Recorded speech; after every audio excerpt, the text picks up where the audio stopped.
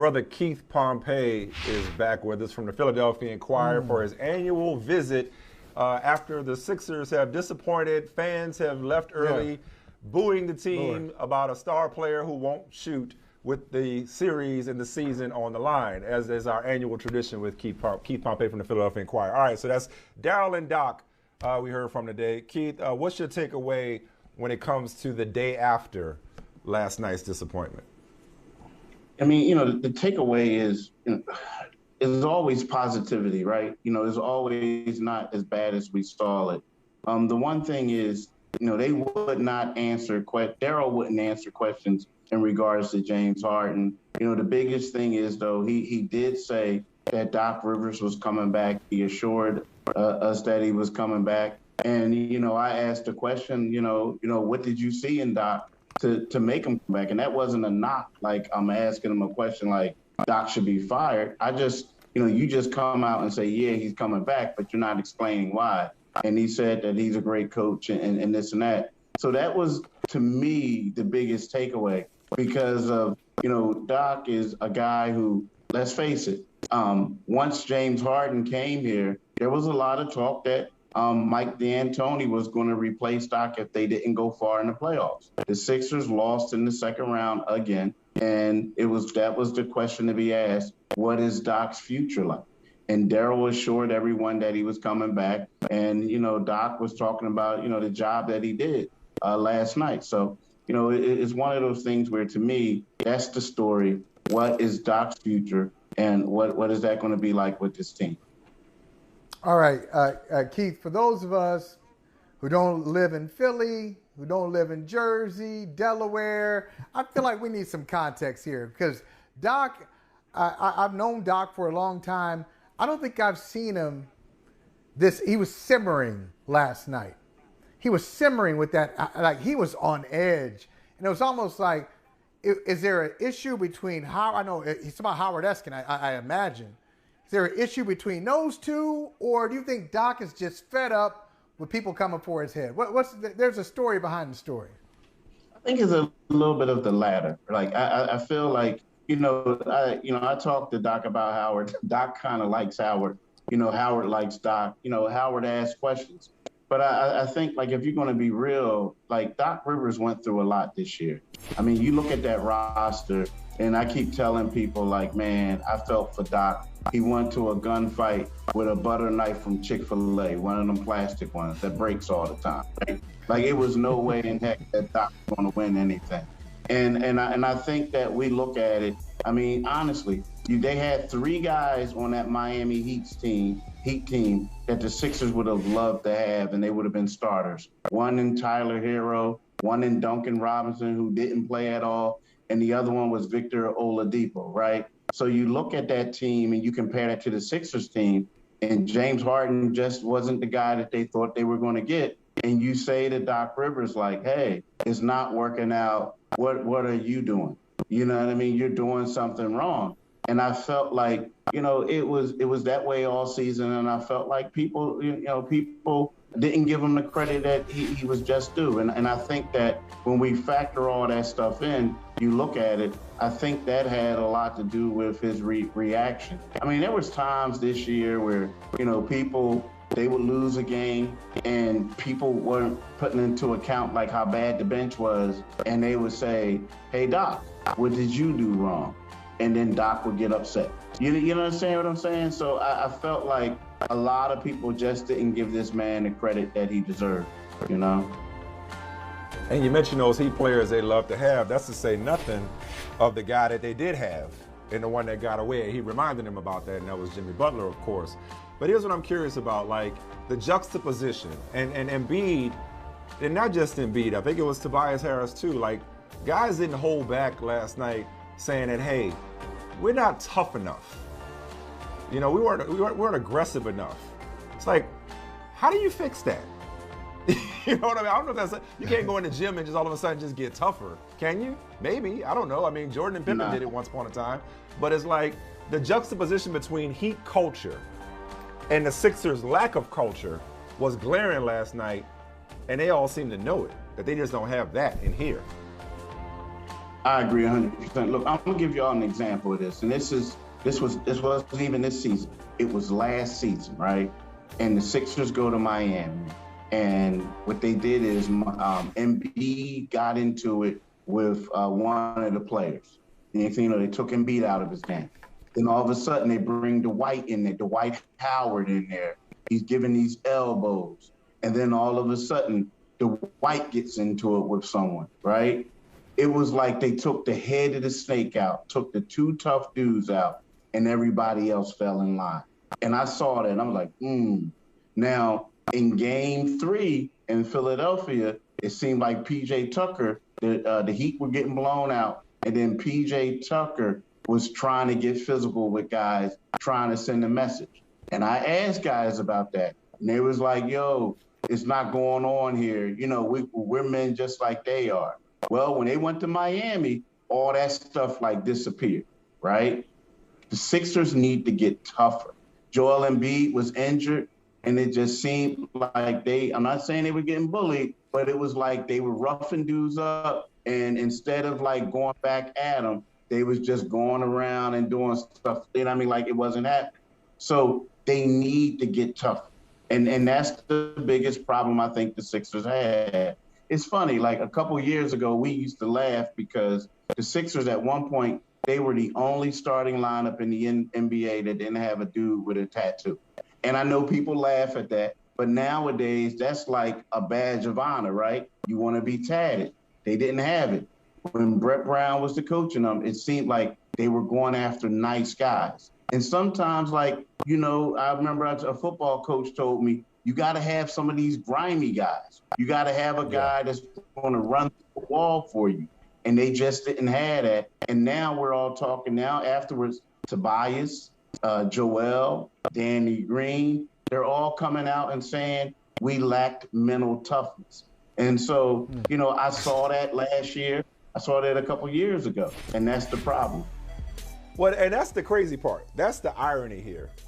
And Michael will tell you, I have been as hard on Ben Simmons as anybody outside of Philadelphia can be. But just a couple of weeks ago, you had people on the internet making jokes about Ben Simmons' back surgery saying, oh, he getting a spine. You know what I mean? And it's like, and Ben Simmons was supposed to be the soft one. Ben Simmons was supposed to be the one that lacked mental toughness. And here we are a year later having the same conversation about the Sixers. I mean, I guess I would ask you this. And listen, I can't stand Ben Simmons, his choice in likes on Twitter. But nonetheless, it's like even he's getting in on the act like, see, you know, it ain't just me. How does Philadelphia view not just the Simmons trade, given that Harden was guilty of the same no-show that Simmons was when it comes to shooting? How does the city of Philadelphia, that market, that fan base, how do you, Keith, view that, not just the trade, but even the last year? Ben Simmons falling apart against Atlanta in last year's playoffs, and now Harden doing the same disappearing act. Yeah, you know, I think it's tough right now. I mean, I feel like, you know, it's hard to say who won the trade. You can't say it, right? Because it was the same thing. I think the thing with Harden is, you know, the thing is everyone was expecting to get Houston Rockets James Harden. They was expecting to get a guy who can close out games, expecting to get a guy who can be the secondary scorer. And the fact that he, like, you know, basically struggled in the second round, aside from game 4 it was, in the fourth quarter, you know, is a little disheartening to the people in Philadelphia here.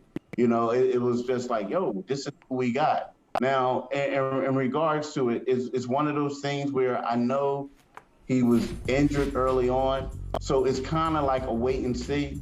And the fact that Ben Simmons didn't play and he had to have the surgery is kind of like, it takes it away a little bit. Now, if Brooklyn would have went on and Ben would have had a great season after that, then everyone would, like, people would be talking more. But I do think that for this city, there's a lot of people who are looking at James and saying, dude, you didn't perform to the level we expected. Like, we pride ourselves on toughness. in Philadelphia. And I think there's a lot of people looking like next year you're going to have to show us something. Because the one thing is, you look at a guy like T.J. McConnell. He was a guy who used to dive on the floor, do everything, an undrafted player. T.J. McConnell, when he comes back to Philadelphia, he receives standing ovations. Everybody loves him because he played with that grit and toughness. You can be a great superstar and you can do whatever you can, but if they feel like you don't play with toughness and they feel like you quit on them on the team in the most vital game of the season, then they're going to hate you no matter who you are. So, you know what I mean? I just feel like James still has to prove to people that he can bring it when they really need him to. You know what, Keith? Man, it's almost like you can't make this up, okay? This actually happened. It was just 2019, right? Where Philadelphia is in a Game 7 against the Raptors. The Raptors got Kawhi and Siakam and Kyle Lowry. And the Sixers have Ben Simmons, Jimmy Butler, and Joel Embiid. So I know Jimmy Butler was sitting on the show last night. Effing Tobias Harris over me? Right. Okay. But why?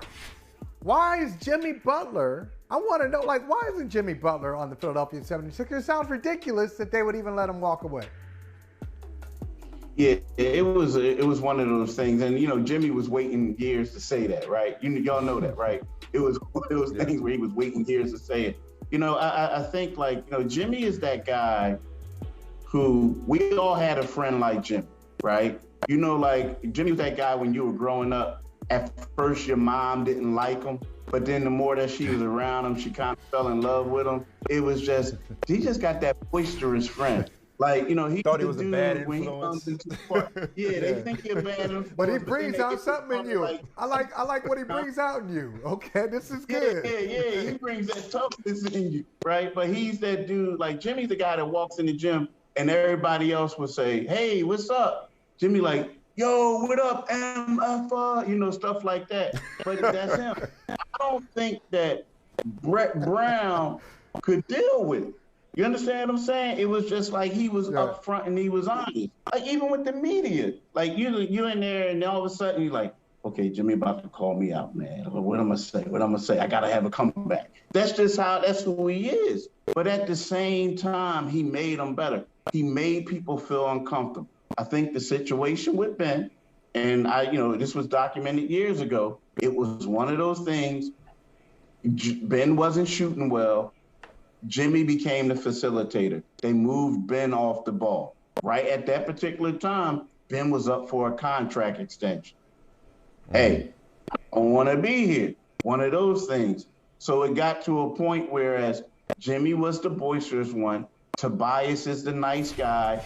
They both were playing well. Jimmy was the leader of the team. It got to a point where Jimmy had to go. Just because A, Brett Brown felt like he was disruptive. B, he was moving Ben off the ball. Ben wanted to be the point guard. He was up for a contract extension, right? And then C, you look at Tobias, and Tobias is everything that Jimmy wasn't in regards to, like, being a quiet guy, doing all this other stuff, this and that. But at the end of the day, they messed up because they should have kept that team together. All right, well, moving forward then. Let's go Harden first. How does this play out? He claims he'll do whatever it takes to put the Sixers in the best position to win. He got the $47.5 million option. The max is out there. I think he said earlier that Morey would not address that today in the press conference. How do you see Harden playing out in terms of the Sixers' commitment to him moving forward? You know, I think, Harden, if he was smart, he would opt in. Like, give me that money, take that 47, and then is because I don't think he'll get it elsewhere, that 47. But I think that what's going to happen is I don't think that they're going to be able to justify giving them a max extension. I can see them probably giving them, less money, like say, hey, look, we'll give you anywhere from like 20 to 25, maybe over 5 and this and that, and you can get the money. But I can see him opting in, taking that salary, but then his extension would be for, you know, a less money. I just can't see all that. Now, to me, I can't see James saying, yeah, I want to help this team enough to a point where I'm going to not opt in, but then I'm going to take like 20 or 25 million. I don't see that happening, because I think that would be, you know, hurting him. But I do expect him to take the money, the opt-in, but then after that, take less. And lastly, I know he just signed not long ago. Any chance Embiid gets restless and says enough of this drama? Yeah, I mean, I think so. I mean, you know, like when Embiid kept saying anyone could be traded, anyone can be traded. You know, like when you hear a guy say that, and you know, sometimes you think, and he'll like, you know, they'll deny it and they'll say stuff, but you know, if you're unhappy and you look at this situation and you see how, like, yes, everyone is saying all the right things, but when you see how this can become Houston East and like Mike D'Antoni comes in, then you have to say to yourself, well, what does it say for me? Like, this is supposed to be my team. And then you look at the roster and you're saying stuff like, wow, PJ Tucker, yeah, that's a tough guy. And you're saying all these other things, and you're hearing like guys like Jimmy Butler saying, I miss playing with my man Joe. And then after a while, you're looking at it like, we have yet to get out of the second round. Yeah, like he can become restless and he can ask to be traded. You know, why not? Keith Pompey bringing that real from the Philadelphia Inquirer. Hey, look, Eagles right around the corner. It's almost football season. The Birds almost. It's been a great offseason for Philly. So turn the page, right? Turn the page. About the Eagles. Watch the Phillies. Yeah, Flyers, yeah. nah, you know, Phillies, hockey, Eagles. I don't know about hockey. Yeah. All right, Keith. Thank you, brother. Hey, thanks for having me, fellas. Anytime. Hey, thanks for watching Brother from Another on YouTube. Make sure you hit subscribe before you leave, and be sure to watch us 3 to 5 p.m. Eastern Time on Peacock. Appreciate you.